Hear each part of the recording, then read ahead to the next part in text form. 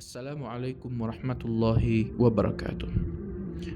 Ayon sa isang hadith na isinalaysay ni Abdullah bin Umar, sinabi ng Propeta Muhammad sallallahu alaihi wasallam, sino mang nakakita o nakasaksi ng isang nagdurusa dahil sa sakit at kanyang binigkas ang panalangin ito, Alhamdulillahilladzi afani mimma batalaka bih wa faddalani ala kathirin mimman khalaqa tafdila.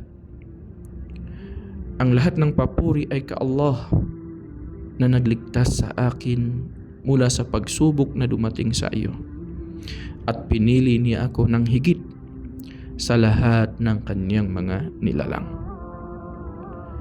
Sinabi ng Propeta Muhammad sallallahu alaihi wasallam ay hindi siya dadapuan ng nasaksihang sakit o pagdurusa.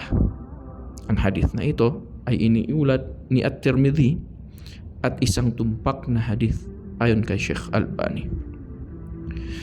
Ito ay isang dakilang dua o panalangin na itinuro sa atin ng ating mahal na Propeta Muhammad sallallahu alaihi wasallam, na binibigkas ito kapag nakakakita ng taong may karamdaman o pagsubok bilang pasasalamat kay Allah subhanahu wa ta'ala sa kanyang biyaya at pag-iingat.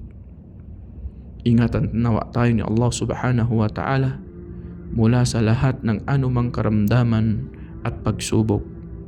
Assalamualaikum warahmatullahi wabarakatuh.